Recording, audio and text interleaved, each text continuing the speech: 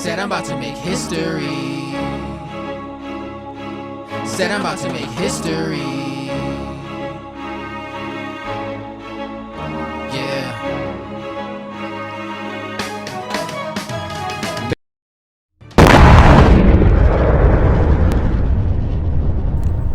On the evening of May 13th, 1985, long-standing tensions between MOVE, which was a black liberation group, and the Philadelphia Police Department had erupted horrifically. That night, the city of Philadelphia dropped a satchel bomb, which was a demolition device typically used in combat, laced with Tovex and C4 explosives on the MOVE organization, who are living in a West Philadelphia row home known to be occupied by men, women, and children.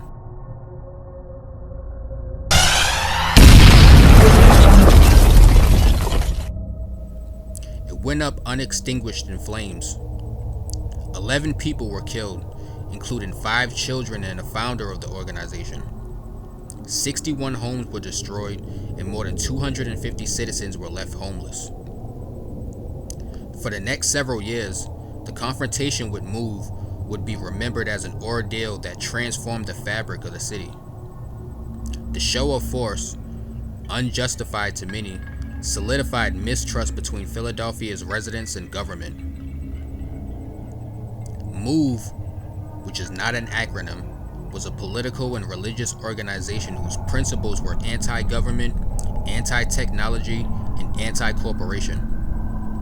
Its creator, John Africa, born Vincent Leaphart, was a West Philadelphia native and Korean War veteran whose ideology combined black revolutionary ideas with environmental and animal rights, as well as a back-to-nature movement.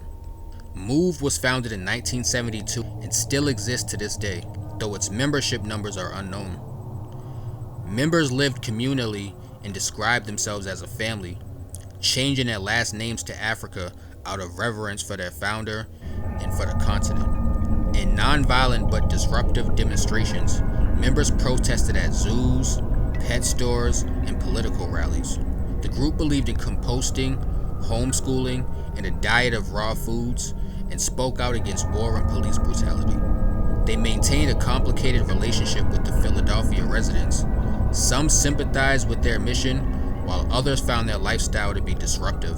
Members frequently had run-ins with authorities. In 1978, MOVE engaged in a 15-month standoff after then-Mayor Frank Rizzo, notorious for a volatile relationship with black residents and activist groups, ordered the group to be removed from their home. The confrontation ended in the death of a police officer, for which 9 members of MOVE, nicknamed the MOVE 9, were controversially convicted and given life sentences. 4 years later, MOVE relocated to the quiet, largely middle-class African-American residents of Osage Avenue.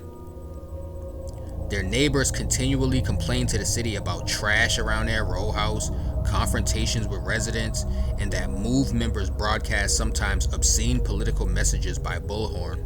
After they'd spent 3 years on Osage Avenue, then Mayor Wilson Goode, the first African-American mayor of Philadelphia, gave the order to evict them. What began as a door-to-door evacuation of the neighborhood the night before became a violent, day-long ordeal no one in the community could have foreseen.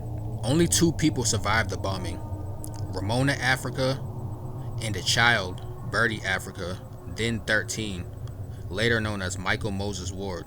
Both were badly burned. Despite 2 grand jury investigations, a civil suit, and a commission final report that cited the bombing as reckless, ill-conceived, and hastily approved, no one was ever criminally charged for the attack. Survivor Ramona Africa immediately went on to serve 7 years in prison on rioting and conspiracy charges for arrest warrants from before the bombing. Neighbors returned to shoddy construction in 1986, and by the early 2000s, 2/3 of the neighborhood was bought out by the city. Today, the houses are largely vacant.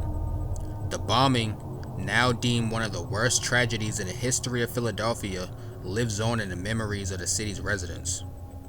A few years later, the Waco siege standoff between law enforcement and the Texas religious sect would sear itself into the country's consciousness.